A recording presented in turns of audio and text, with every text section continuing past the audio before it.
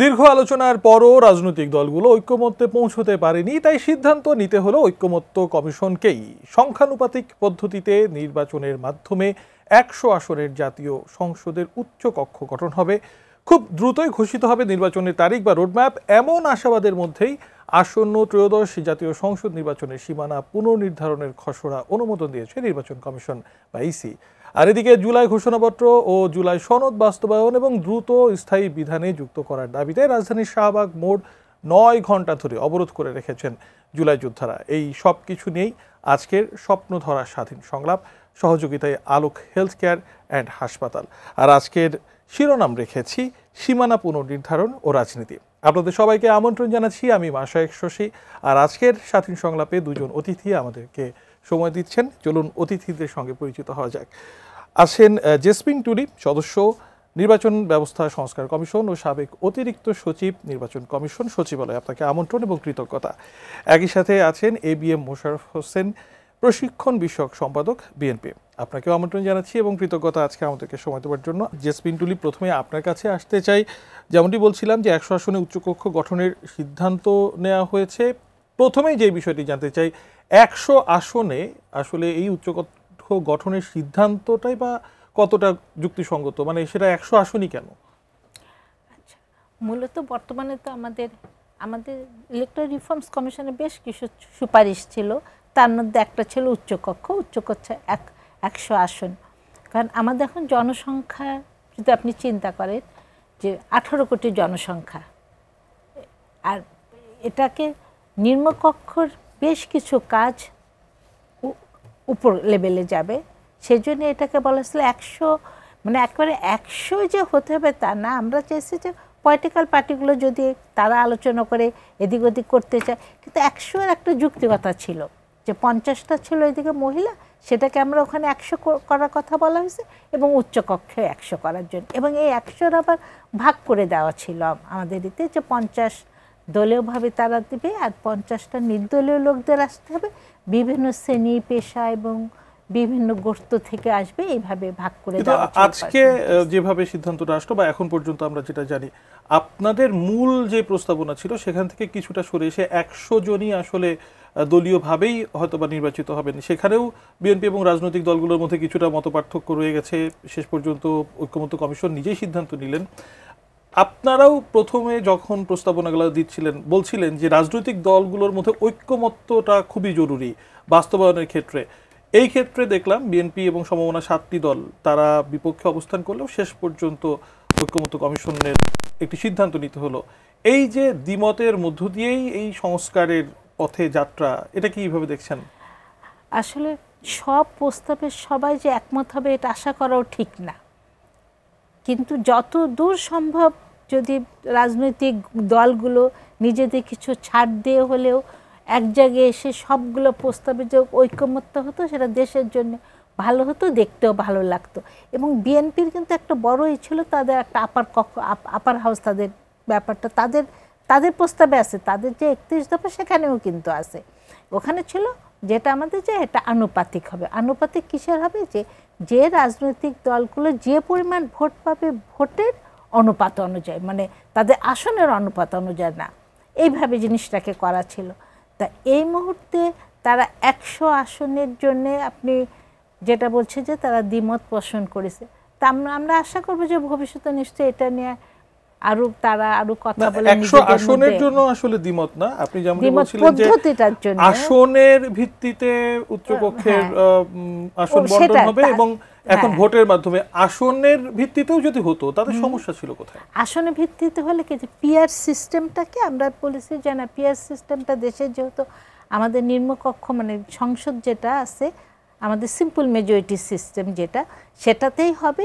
কিন্তু যেহেতু রাজনৈতিক দলগুলো যে যতটা ভোট পাবে, ভোট এমন হতে পারে যে এটা একটা মার্জিন থাকে যে 5%কে কাউন্ট করবে না 10%কে কাউন্ট করবে, বা অনেক দেশে অনেক রকম মার্জিন আছে। তো এই মার্জিনটা ঠিক করার পর তাহলে কি সব ভোটারের একটা রিপ্রেজেন্টেশন থাকে। মনে করেন যে দল 10% ভোট পেয়েছে নিম্নকক্ষে, সে হয়তো ওখানে আসন পায়নি, কিন্তু আসন পেয়েছে একটা বা দুইটা, কিন্তু ওই 10%-এর ভিতরে সে আপার হাউজে একটা আসন পেত।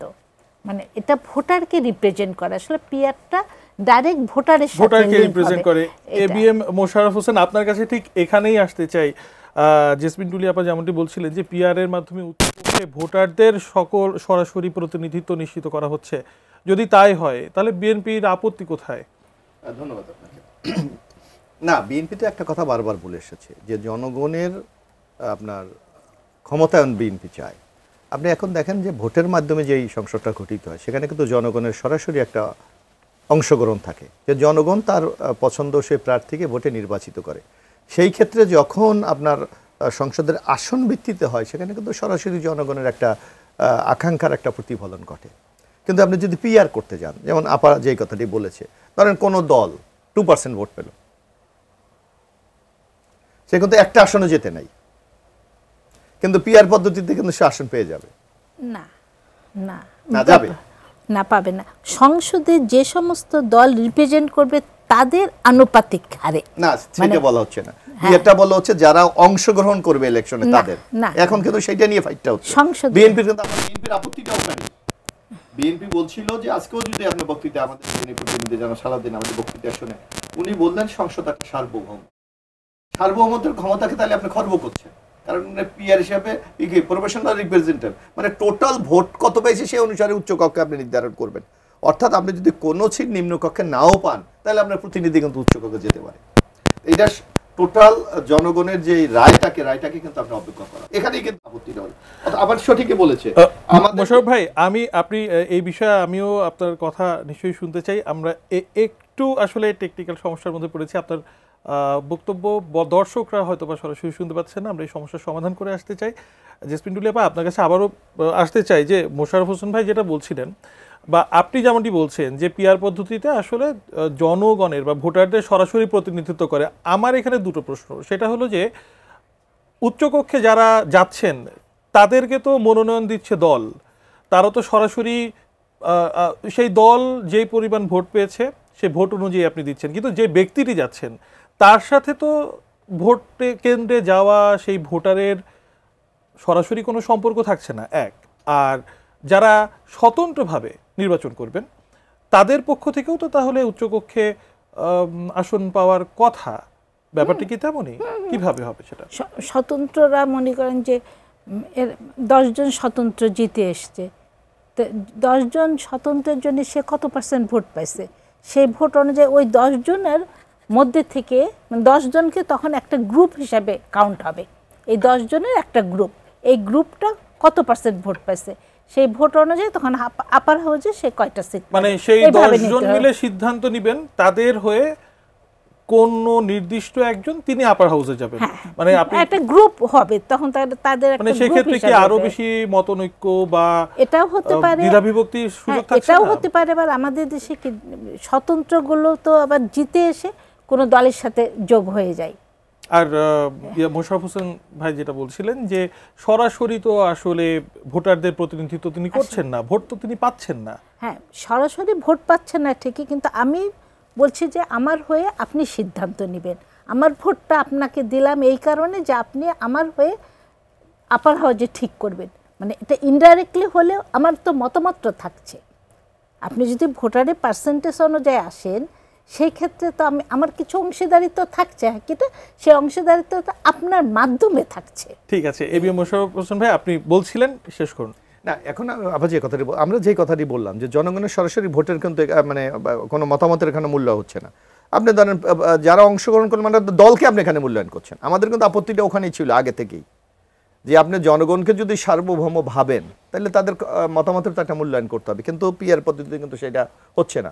কিন্তু যদি আপনার সংসদীয় আসন ভিত্তিতে হয় তাহলে কিন্তু হয়, কারণ সে তো ভোট দিয়েছে মানে যারা নির্বাচিত সংসদে জনগণের প্রতিনিধিত্ব করছে, এই জন্য আমাদের দলের পক্ষ থেকে বিরোধিতা করা হয়েছে। এখন আপনি দেখেন আজকে আমরা যেটা দেখলাম যে ঐক্যমত কমিশন এটা ডিক্লেয়ার দিয়ে দিচ্ছে, হয়তো তারা একটা অর্ডিন্যান্স দিয়ে এটাকে বাস্তবায়ন করার চেষ্টা করবে, কিন্তু আপনাকে তো এই অর্ডিন্যান্সগুলো কিন্তু সংসদ যখন বসবে তখন আইনে পরিণত করতে হবে। সেখানে কি হবে এটা কিন্তু একটা বিরাট চ্যালেঞ্জ। এবং সংসদ তো উচ্চকক্ষ নিয়েই বসবে নাকি প্রক্রিয়াটা কি হবে? না, এখন যদি এইটা তো আইনে পরিণত করতে হবে আপনাকে। আপনি যে অর্ডিন্যান্সটা জারি করেছে আপনি জানেন কত আপা, সংসদ বসার কত 60 দিনের মধ্যে না, শপথ নিয়ে 1 মাসের মধ্যে, 1 মাসের মধ্যে আপনাকে কিন্তু আইনে পরিণত করতে হবে। তারপর কিন্তু আপনার পিআর সিস্টেমটা এই উচ্চ কক্ষ বাস্তবায়ন হবে, আগে কিন্তু হবে না। এখন এটা কিন্তু একটা বিরাট চ্যালেঞ্জ রয়ে যায় যে আজকে দেখেন আপনি 7টা রাজনৈতিক দল বা জোট এটার বিরোধিতা করেছে। মনে করেন এই 7টি রাজনৈতিক দলই সংসদের সংখ্যাগরিষ্ঠ আসন পেল, তখন কি হবে? তখন কি হবে? কারণ তারা আগেই তো নোট অফ ডিসেন্ট দিয়ে রেখেছে যে এই পদ্ধতি আমরা মানি না। সুতরাং এখানে আমি মনে করি ঐক্যমত কমিশনের একটা যে কোনোভাবে একটা মতামত নেওয়ার একটা সুযোগ তাদের ছিল এবং এটা নেওয়া উচিত ছিল। আমি এই প্রসঙ্গে জেসমিন রুলি আপনার কাছে জানতে চাই, এবিএম মোশাররফ হোসেন যেমনটি বলছিলেন যে এখন যে অর্ডিন্যান্স নেওয়া হচ্ছে এটা তো আইনে পরিণত করতে হবে, যারা চায় না বর্তমান পদ্ধতি তারাই যদি ক্ষমতাতে আসে, অর্থাৎ বাস্তবায়নের ক্ষেত্রে একটা বড় শঙ্কার বিষয় আমরা দেখতে পাচ্ছি। আপনারাও বারবার বলেছেন রাজনৈতিক দলগুলো না চাইলে বাস্তবায়ন করা সম্ভব নয়। তাহলে যেই প্রক্রিয়া, যত ভালো প্রক্রিয়াই হোক, সেটা যদি বাস্তবায়ন করাই সম্ভব না হয় তাহলে সেই সংস্কার কিভাবে হবে? নির্বাচন ব্যবস্থা, সরকার সুপথে আসবে কিভাবে? আচ্ছা, এখানে হলো রাজনৈতিক দলগুলো জনগণের কাছে যদি কমিটেড হয়ে থাকে যে হ্যাঁ আমরা এই ঐক্যমত্যে আমরা এইগুলো সম্মত হয়েছি এবং আমাদের আইন এটা, আমরা এই আইন অনুযায়ী চলবো। আপনি দেখেন আমাদের অতীতের অভিজ্ঞতা কিন্তু খুব তিক্ত। আমরা আইন অর্ডিন্যান্স করে আইন হয়ে গেছে, কিন্তু সংসদে যেই যখন যে অংশটা বাদ পছন্দ হয়নি বাদ দিয়ে দিয়েছে, যেমন না ভোটেরটা বাদ পড়ে গেছে, তারপর আইন শৃঙ্খলা বাহিনীতে সেনাবাহিনী সংযুক্ত ছিল সেটা বাদ পড়ে গেছে, এরকম অনেক বিষয় বাদ পড়ে গেছে। ভবিষ্যতে এটা হবে না বলেই তো এত কিছু, যে আমরা চাই না যে আমাদের যারা যে সরকার আসুক সে জনগণের সরকার হোক, জনগণ যেটা চাচ্ছে সেটাই তারা করুক। মানে তারা যাওয়ার পর তাদেরই শুধু পছন্দগুলো মানুষের পর চাপাই দেবে, সেটা তো চাই না। কিন্তু এখন কি ব্যাপারটা এমন হচ্ছে না যে বিএনপি বা যারা চাচ্ছেন না তাদের উপরে চাপিয়ে দেওয়া হচ্ছে? ধরেন এবিএম মোশাররফ হোসেন যেমনটি বলছিলেন যে তারা তো যখন ভোটে যাবেন তারা তো এটা ডিক্লেয়ার দিয়েই যাচ্ছেন যে আমি এই উচ্চকক্ষে যেভাবে নির্ধারণ করা হলো এটাতে আমি মানি না, এবং সেটা জেনেই ভোটাররা তাদেরকে ভোট দিচ্ছেন। এই ভোটের পরে তারা ক্ষমতায় আসার পর যদি এই ব্যবস্থা আইনে প্রক্রিয়ার ক্ষেত্রে তারা যথাযথ পদক্ষেপ না নেন, আপনারা কি নৈতিকভাবে তখন দায়ী করতে পারবেন বা সেই অবস্থা থেকে আমরা থাকবো? আচ্ছা, আপনি এই আমি যে আগের পয়েন্টটাতে প্রথমে যাই, যেটা আমরা ছিলাম যে আমরা উচ্চকক্ষে চাচ্ছি হলো পিয়ার পদ্ধতিটা।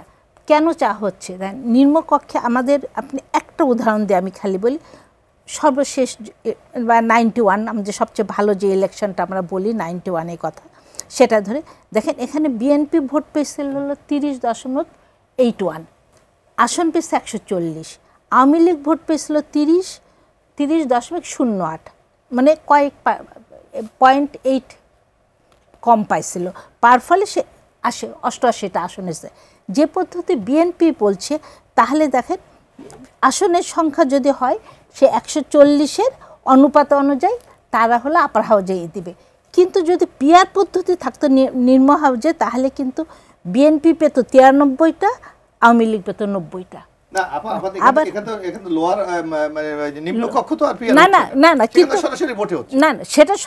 কিন্তু তারপরে তো হায়ার উচ্চ কক্ষটা হচ্ছে তো এই যে আসনের ভিত্তিতে, এবং নিম্ন কক্ষ উচ্চ কক্ষের মধ্যকার একটা ভারসাম্য যেন থাকে, সেই প্রচেষ্টার জন্যই তো আসলে পিয়ার এই পদ্ধতি নিয়ে বা এখানে আরো আরেকটা দেন। আমরা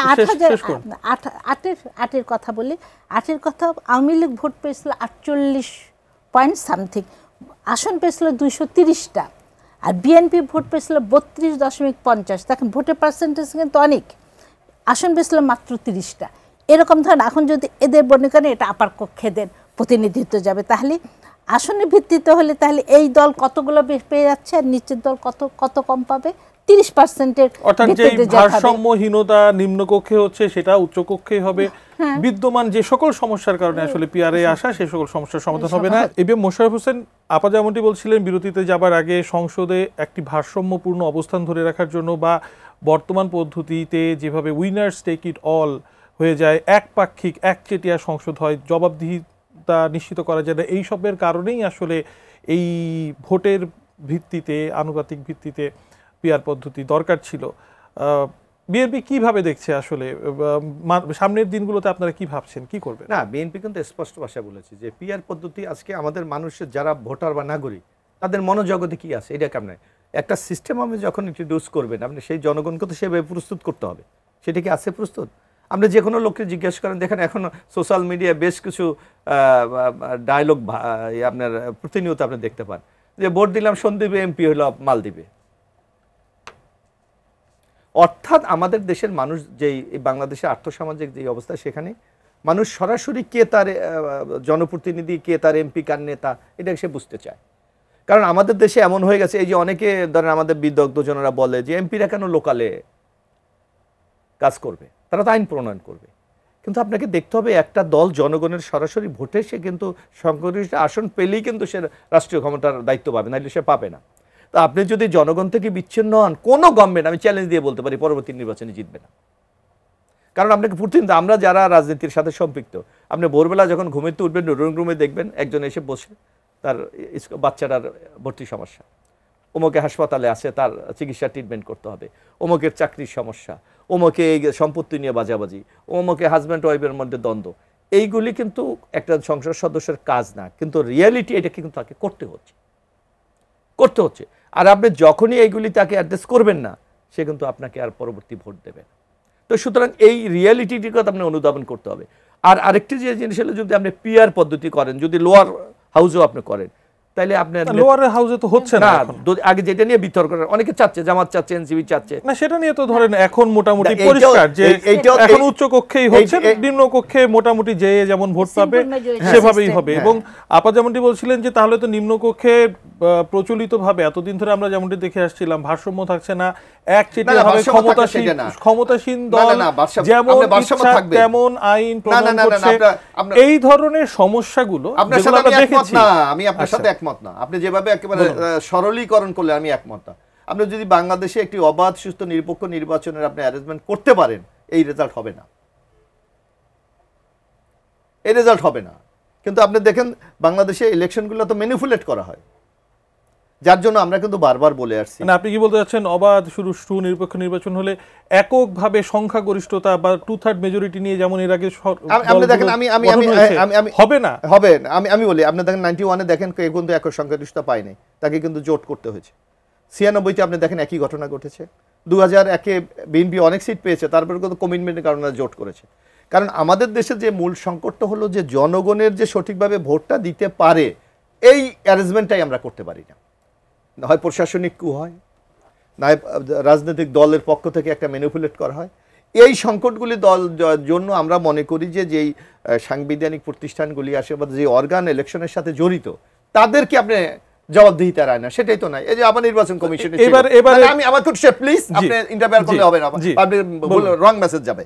আপনি দেখেন এই যে আপারা নির্বাচন কমিশনে ছিলেন, ধরেন বাংলাদেশে 3টা নির্বাচন হচ্ছে, 2014, 2018, 2024, এই 3টা নিয়ে তো সবচেয়ে বিতর্ক। এখন এর জন্য আইনে কি আছে, আপা আমার চেয়েও ভালো জানবে। জনপ্রতিনিধি অধ্যায় 91-1 যদি আপনি জানেন, স্পষ্ট ভাষা আছে, যদি কমিশন মনে করে নির্বাচন সঠিক হচ্ছে না, এখানে প্রভাব বিস্তার হচ্ছে অথবা প্রার্থী অতিরিক্ত পাওয়ার এক্সারসাইজ করছে, উনি নির্বাচন বাতিল করে দিতে পারবেন, স্থগিত করে দিতে পারবেন। এমনকি ওই প্রার্থীর বিরুদ্ধে ফৌজদারি আইন করে তার বিরুদ্ধে ব্যবস্থা গ্রহণ করতে পারবেন। এই ক্ষমতা আমার তো নির্বাচন কমিশনকে দেওয়া, তারা কি সেটা প্রয়োগ করেছে? প্রয়োগ না করলে আপনার তার বিরুদ্ধে ব্যবস্থাটা কি, এইটাকে আপনি ইন্ট্রোডিউস করেন, বাংলাদেশে কোনো নির্বাচনে হবে না। আপনি একটা কথা বলি, আপনার নিশ্চয় মনে থাকবে, গাইবান্ধা এই যে লাস্ট একটা উপনির্বাচন হয়েছিল, নির্বাচন কমিশন খুব ওই যে লাস্টের জন যিনি ছিলেন, উনি খুব হুঙ্কার দিলেন যে এবার আমরা কিন্তু চোর ধরে ফেলবো। আপনার মনে থাকার কথা, উনি সিসি ক্যামেরা লাগালেন, চোর ধরলেন এবং নির্বাচন বাতিল করে দিলেন। তাইলে আপনি চোর ধরছেন, নির্বাচন বাতিল করলেন, আপনি কি পরবর্তীকে তার বিরুদ্ধে কোনো শাস্তিমূলক ব্যবস্থা নিয়েছেন? পারেন নাই। বরং যখনই ওই তৎকালীন আওয়ামী লীগের ওবায়দুল কাদের যখন একটা হুমকি দিল, আপনাকে কে সিসি ক্যামেরা লাগাতে বললেন? নির্বাচন কমিশন। পরবর্তী যখন বাই ইলেকশনটা হলো, আমরা কিন্তু কিছুই দেখিনি। এই জায়গাগুলিকে আপনাকে অ্যাড্রেস করতে হবে। আপনি এই যে আপার হাউস বলেন, এই বলেন, অনেক অনেক আইন আপনার বাংলাদেশে আছে, কিন্তু আইনের প্রয়োগটুকু কতটুকু আপনাকে সেইটা দেখতে হবে। ভাই, আপনি বলছেন যে যেই জায়গাগুলো অ্যাড্রেস করতে হবে, সেই জায়গাগুলো অ্যাড্রেস করার মানে আশাবাদ আপনি কতটুকু রাখছেন সামনের নির্বাচন? আপনি আইন করেন, আপনি এই যে আপনার ডিসিরা যে ইলেকশন বা এসপিরা যে 2018-তে রাত্রে ফিটিয়ে দিয়েছে, এটা ওপেন শো, সবাই বলছে, আপনি কেন ব্যবস্থা নেন নাই? নির্বাচন কমিশন তো সে ক্ষমতা আছে, আপনি কেন সেই এসপি ডিসিকে আপনি ব্যবস্থা গ্রহণ করেন নাই? তাহলে আপনি কিভাবে নির্বাচন করবেন? আমি মনে করি এই যে যেই এখন আলোচনা হচ্ছে না আমাদের, শত আপনি আলোচনা করেন, কিন্তু আপনাকে এগুলি বাস্তবায়ন করতে হবে। বাস্তবায়ন না করলে কাগজপত্রে তো অনেক কিছু আছে। আপনাদের আমি বলি, আপনার আমাদের কনস্টিটিউশন 126-এ যান, নির্বাচন কমিশন যা চাইবে তা দিতে সরকার বাধ্য থাকবে, নট না একটা বাধ্য বলা আছে, টু বি ডিউটি ম্যাডাম। কিন্তু আপনার নারায়ণগঞ্জ সিটি কর্পোরেশন আপনার মনে আছে আইবি এবং শামীম ওসমান, নির্বাচন কমিশন তখন বলছে যে আর্মি দরকার, গভর্নমেন্ট দেয় নাই, আপনি এখানে রেমিডিটা কি? এই জায়গাগুলি আপনি অ্যাড্রেস করেন। শত আইন করে এইভাবে ঐক্যমত কমিশন করেও আপনার কিচ্ছু হবে না যদি এই যে জিনিসটা ব্যত্যয় ঘটবে এর যদি আপনার শাস্তিমূলক ব্যবস্থা আইনে না করতে পারেন, সংবিধানে না করতে পারেন, কোনো আইন করার বা সেই আইন প্রয়োগের বাস্তবতা কতটুকু আছে জেসমিন ডুলি আপনার কাছে জানতে চাই। আপনি নির্বাচন ব্যবস্থা সংস্কার কমিশনেরও একজন সদস্য, আপনাদেরও অনেকগুলো প্রস্তাবনা গেছে এবং মোশাররফ ভাই যেমনটি বলছিলেন নির্বাচন কমিশনকে কিভাবে শক্ত করা যায় আপনারা সুনির্দিষ্টভাবে প্রস্তাব দিয়েছেন। তার কথা হলো যদি এই প্রয়োগগুলো করা যায় তাহলে যেই একতরফা ভাবে বা ভারসাম্যবিহীন একটি সংসদের আশঙ্কার থেকে পিয়ারের যাওয়া সেটা আসলে দরকারই হবে না যদি সুষ্ঠুভাবে সেই নির্বাচনটা সম্পন্ন করা যায়। আপনি কিভাবে দেখছেন? আমি ভাইয়ের কথাতেই আসি। আসলে আইন বাস্তবায়ন হয় না, এটা একদম সবাইকে বললে তাই বলবে। আইন প্রয়োগ হয় না আমাদের দেশে। আইনগুলো যা আছে অনেক ভালো আইন, কিন্তু প্রয়োগের ব্যর্থতা আছে। আর আমাদের কেন এই ব্যর্থতা, কেন এই পরিস্থিতি হচ্ছে? আমাদের রাজনৈতিক সংস্কৃতির পরিবর্তন দরকার। রাজনীতি সংস্কৃতির যদি পরিবর্তন না হয়, কেন ইলেকশনে মারপিট, যেটা কি বলে খোঁচার, যে কি বলে না, যে মাছ করে মাছ ধরে যেগুলো টেটা রামদান দিয়ে কেন মানুষজন নেমে পড়ে? মানে এই মানসিকতা কি আমাকে যে কোনো মূল্যেই জিততে হবে, এই সংস্কৃতি থেকে না বের হয়ে আসলে রাজনৈতিক দলগুলো রাজনীতিবিদদের চাইতে ব্যবসায়িককে কেন বেশি মনোনয়ন দেয়? সারা জীবন রাজনীতি করে আসছে একজন মানুষ, পার্লামেন্টে সে যেতে পারে না, চলে যায় একজন ব্যবসায়ী। কারণ তার টাকা আছে, টাকা থাকলে সে মস্তান্বিত। 3টা এম, ম্যানিপুলেশন আছে ইলেকশনে, মানি আছে, মাসেল পাওয়ার আছে। তা আমাদের যদি রাজনীতির সংস্কৃতিটা চেঞ্জ না হয়, রাজনীতিবিদরা যদি এই জায়গাটা পরিবর্তন না করে নিজেতে, কোনো আইনি কোনো কাজে লাগবে না। কারণ পুরো রাষ্ট্রীয় যন্ত্রকে ব্যবহার করে কারা করে? যে সরকার থাকে, দলীয় সরকার, সে সরকারই তো ব্যবহার করেছে। আপনি যেহেতু একটা সংস্কার কমিশনের সাথে কাজ করেছেন, আমি এই জন্য প্রশ্নটা করার লোভ সামলাতে পারছি না। যদি বলছেন যে রাজনৈতিক সংস্কৃতি সেটার পরিবর্তন না হয় তাহলে কিছুই পরিবর্তন হবে না, তাহলে এত সংস্কার কমিশন করে এত সুপারিশ দিয়ে এই 1 বছর ধরে তাহলে কি হচ্ছে? আচ্ছা, আপনি মনে করেন আপনি একটা যদি সিস্টেম ডেভেলপ করতে পারেন, সেই সিস্টেমের মধ্যে আসলে লক্ষ্যটা ছিল যেন এরকম আপনারা যে সকল সংস্কার কমিশনের আপনাদের পক্ষ থেকে যে সকল সুপারিশগুলো করেছেন সেই সুপারিশগুলোর মধ্যে কোন সুপারিশগুলো এই সিস্টেমকে পরিবর্তন করার জন্য সহায়ক বলে আপনি মনে করেন? প্রথমটা যেটা আপনি নিজেই আলোচনা করছিলেন আপার হাউস আর লোয়ার হাউসের মধ্যে এই যে ব্যালেন্স, সেটা নিয়ে তো মোশাররফ ভাইও বললেন যে এটা আসলে বাস্তবায়ন কতটা হবে সেটা নিয়ে সংসদ প্রথম দিনই তৈরি হচ্ছে। কেন আপনি যদি করেন যে আমাদের দেশে আমরা একটা ভারসাম্যপূর্ণ সংসদ চাই, ভারসাম্যপূর্ণ সবকিছু চাই, যেন একক ক্ষমতার মালিক যেন কেউ না হয়ে পারে। আমি একটু ইন্টারভিউ করতে পারি? জি বলেন। এজন্য আমি যে প্রশ্নটা বলছি আপনি কিন্তু অ্যাভয়েড করে গেছেন।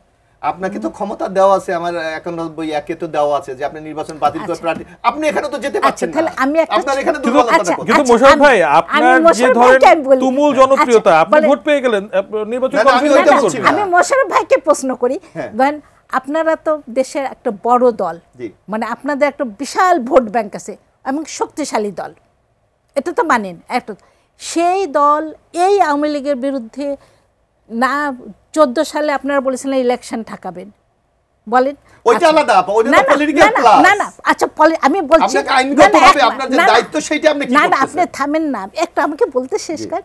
আপনি 18 সালে বিএনপি ইলেকশনে গেল, কিন্তু তাদের কোথাও দেখতে দেওয়া হলো না। যাই হোক, মানে তাদের এমনভাবেই করা হলো। আর 24 সালে তো যায়নি, 14তেও যায়নি। আচ্ছা, মানে এত বড় দল একটা সরকারের কিছু নড়াতে পারেনি, তাহলে এক ইলেকশন কমিশনের 4 জন ব্যক্তি এত শক্তিশালী আপনি তাই মনে করেন? তারা এত শক্তিশালী। আমি সরে যাব, আমি থাকবো না এখানে। আচ্ছা, আপনি জানেন তারা যে সরতে চায়নি সেটাই বা আপনার কাছে জানেন? আহা, এই সরে যাওয়াটাও যে কত কঠিন এই আসলে এই জিনিসগুলোকে চিন্তা করে আপেক্ষিক জায়গা থেকে এই আলোচনা করলে আলোচনা শেষ হবে না। আমি একটু সামনে আগাতে চাই। জেসমিন টুলি যেমনটি বলছিলেন, রাজনৈতিক দলগুলোরও আসলে দায়িত্ব আছে।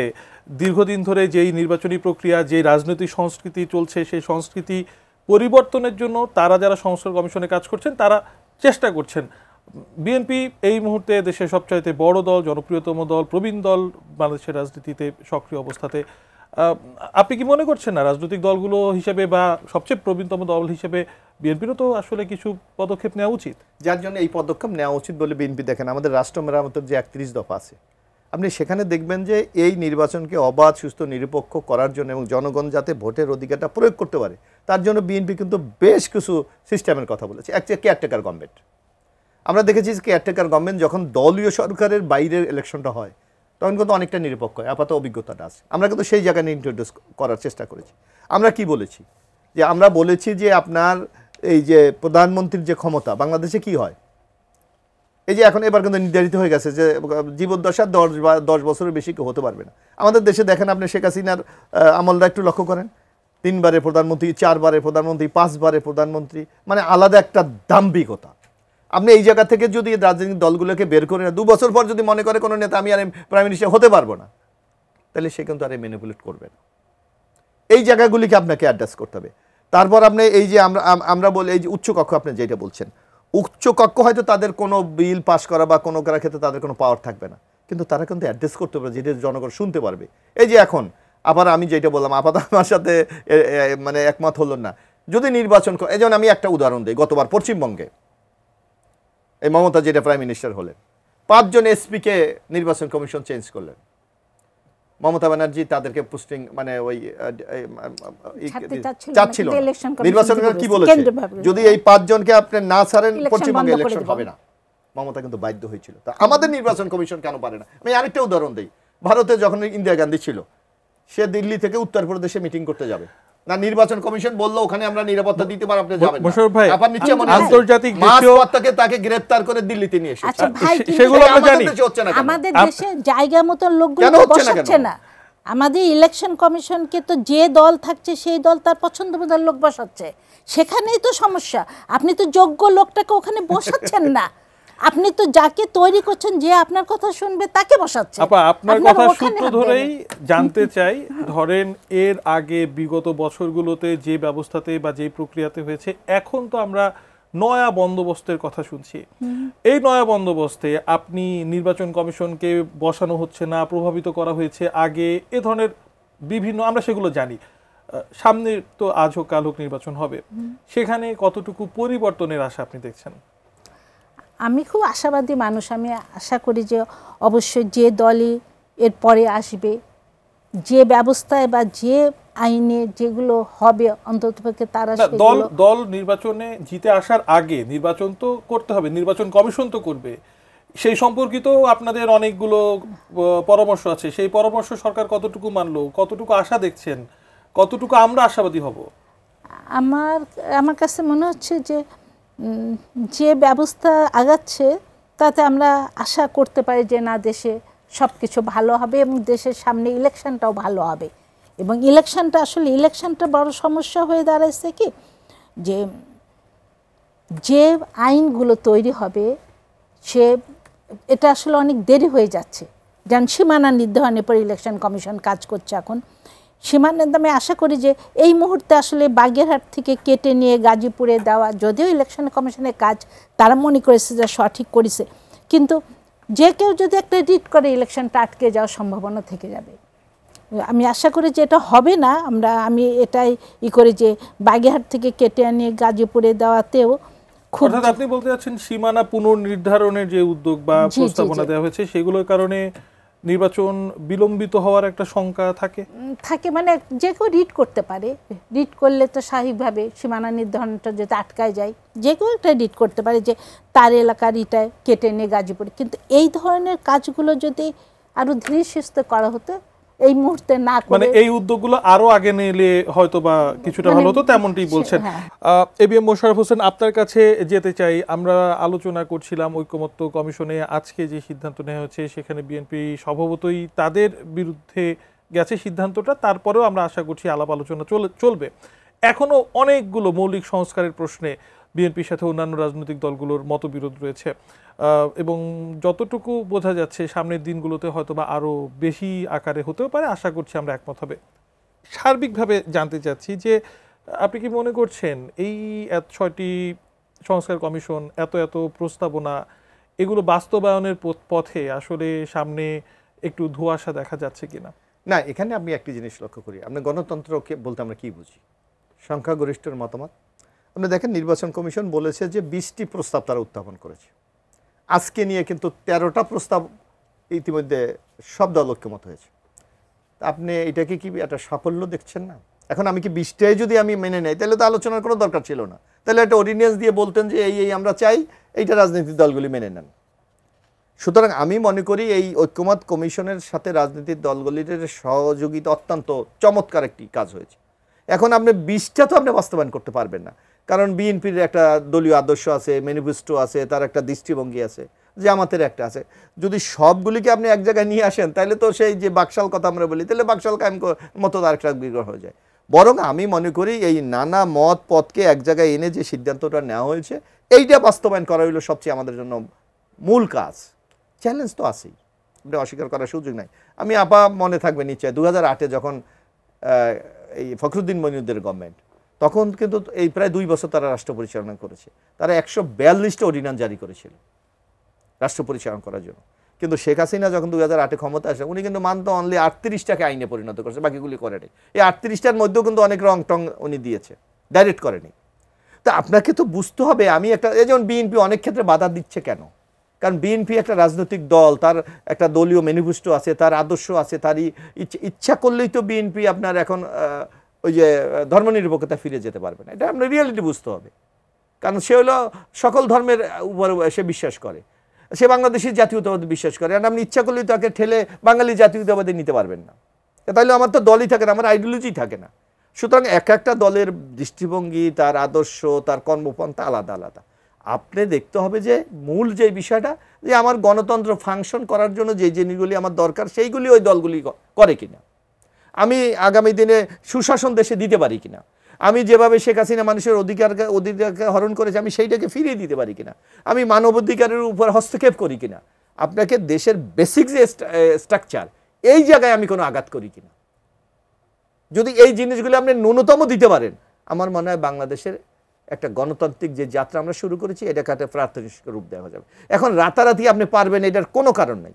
আপনি আমেরিকা কত বছর লেগেছে এই গণতন্ত্রকে, আমরা মাত্র 54 বছর। 54 বছরের মধ্যে আমাদের ভাঙ্গা গড়া এই সেই নানা আছে। তারপর এখানে জিও পলিটিক্যাল একটা রাজনীতি আছে, আপনাকে এইটা বুঝতে হবে। এই যে অনেকে নানা কথা বলে, আপনাকে বাস্তবতা কিন্তু আলাদা। আপনাকে একটা দায়িত্বশীল রাজনৈতিক দল বা বাংলাদেশের যারা সুশীল সমাজ বলেন বা যারাই আছে, তাদেরকে কিন্তু একটা দায়িত্বশীল আচরণ করতে হবে। কারণ এখনও আপনি দেখেন আমাদের দেশের বিদ্যালয় কিন্তু খুব সুপরিকল্পিত, এটা মৌলবাদী দেশ হয়ে গেছে, এটা হিন্দু সম্প্রদায়ের উপর নির্যাতন করা হচ্ছে। এইটা আপনি আর আমি মনে করি দুইটা শব্দ না, এটা ইন্টারন্যাশনাল প্রেক্ষাপটে এগুলোর একটা বিরাট ইম্প্যাক্ট আছে। সামগ্রিক বিষয়ে আপনাকে অ্যাড্রেস করেই কিন্তু দেশটাকে এগিয়ে নিয়ে যেতে হবে। সুতরাং অনেকে ইমোশনাল অনেক কথা, এই যে যেমন আপনার এনসিবি আমার যেটা হঠাৎ বললো আমি এই যে সংবিধান চেঞ্জ করে ফেলবো, আমার তো মুক্তিযুদ্ধ, সেগুলো নিয়ে তো আলাপ আলোচনা চলছে। আমি আমি বলছি এই জিনিসগুলো আপনাকে দায়িত্বশীল রাজনৈতিক দল হিসাবে সেই ভূমিকাটা আপনাকে পালন করতে হবে, এবং রাজনৈতিক দলগুলো সেই ভূমিকা রাখবে, তেমনটাই আমরা আশা করছি। আর একটা বিষয় মোশাররফ ভাই একটু সংক্ষেপে জানতে চাই, টুলিয়াপা যেমনটি বলছিলেন, ঠিক যেই মুহূর্তে এখন আপনি জানেন 42টা সংসদীয় আসনের পুনর্নির্ধারণের প্রস্তাবনা সেটা পাশ হয়েছে, বলছেন যে তিনি বলছিলেন এখন যেই মুহূর্তে আমরা অবস্থান করছি সময় আসলে খুবই কম, নির্বাচন আরো বিলম্বিত হওয়ার একটা অন্যতম কারণ হতে পারে সীমানা পুনর্নির্ধারণের এই উদ্যোগ। বিএনপি বা আপনি কি তাই মনে করছেন কিনা? আমি মনে করি এখানে আমরা বেসিক যে চেঞ্জ দেখলাম যে একটা সিট কমে গেছে, একটা সিট বেড়ে গেছে, এবারে সবই ঠিক আছে। এখন এইটা কিন্তু খসড়া প্রণয়ন করেছে, এখনও কিন্তু ফাইনাল সিদ্ধান্ত নির্বাচন কমিশন নেয়নি। আমার মনে হয় যদি কোথাও কোনো সংকট থেকে থাকে, সেটা সমাধানের সুযোগ এখনো সামনে আমাদের রয়ে গেছে। তারপর আমি আরেকটা জানি না যে নির্বাচন কমিশনের কিন্তু একটা সার্বভৌমত্ব ক্ষমতা আছে, যে তারা এই যে সীমানা নির্ধারণ, তাদের কিন্তু একটা দায়িত্ব। আমার মনে হয় আদালতের এরকম একটা নির্দেশনা আছে যে এর বিরুদ্ধে কোনো আইনি প্রক্রিয়া যাওয়া যাবে না। সেটা যদি নিশ্চিত করা যায় তাহলে কোনো আসলে সংকট আপনি হবে বলে এই আমার মুহূর্তে মনে হয় অন্তত না। এই প্রেক্ষাপটে খুব শঙ্কা একটা দিচ্ছেন না। খুব একটা সংকট তৈরি হবে বলে আমার কাছে মনে হচ্ছে অসংখ্য না। ধন্যবাদ। শেষ মিনিটে আছি, জেসমিন টুলি, আপনার কাছে জানতে চাই এখন পর্যন্ত যা অবস্থা, নির্বাচন কমিশন বা ঐকমত্য কমিশন, সংস্কার প্রস্তাব, রাজনৈতিক দলগুলোর যা অবস্থা, সামনের দিনগুলোতে আমরা কি পেতে যাচ্ছি আসলে? যেটা ভাই যেটা বলছিল যে আসলে সব প্রস্তাবে কিন্তু সব দল একমত হবে তা না। যেহেতু আমাদের সামনে নির্বাচনকে কেন্দ্র করে এত কিছু, নেক্সট পরবর্তীতে সরকার কেমনভাবে চলবে এরপর ভিত্তি করে যখন হচ্ছে, তখন যতগুলো তো ঐকমত হয়েছে সব দল, যতগুলো দল ঐকমত, তার ভিত্তিতে আমাদের সামনে এগিয়ে যাওয়া উচিত আমি মনে করি। দ্বিতীয়ত নির্বাচন কমিশন, আমার এই যে নির্বাচন যে সময়ে হওয়ার কথা ফেব্রুয়ারিতে, এখন যেটা সরকারের বলা যে ফেব্রুয়ারিতে ইলেকশন, সেটা অনুযায়ী তারা হ্যাঁ মানে ফেব্রুয়ারি এপ্রিল জুন পর্যন্ত বলেছে, তা আমরা ধরেই নিই যে ফেব্রুয়ারি অথবা এপ্রিল যেটাই হোক। ইলেকশন কমিশনকে তো তার সব কাজ মোটামুটি গোছানো নিচ্ছে, ভোটার তালিকা সীমানা নির্ধারণে এই 10 আগস্টের মধ্যে মনে হয় চূড়ান্ত হয়ে যাবে, সেটাও হয়ে গেছে। শুধু এখন যে ঐকমতের ভিত্তিতে যেগুলো হবে সে অর্ডিন্যান্সগুলো জারি করে সে অনুযায়ী তারা তাদের তাদের কাজের সেট আপটা করবে এবং নিজেরা করে। আমার মনে হচ্ছে যে সময় বা যে কাজগুলো আগেছে, আমি আশাবাদী যে অন্তত আমরা একটা ভালো ইলেকশনও দেখবো এবং ভালো সরকারও দেখবো, আমরা সামনের দিকে এগিয়ে যাব। অসংখ্য ধন্যবাদ জেসমিন টুলি আপনাকে আজকে আমাদেরকে সময় দেওয়ার জন্য। ধন্যবাদ এবিএম মোশাররফ হোসেন আজকে আমাদের অতিথি হবার জন্য। একই সাথে ধন্যবাদ দর্শক আপনাদেরকেও। এরই সাথে আজকের মতো বিদায় নিচ্ছি। আগামী সপ্তাহে আবারও দেখা হবে একই সময়ে, শনি থেকে বৃহস্পতি। ততক্ষণ পর্যন্ত এটিএন নিউজের সঙ্গে থাকুন।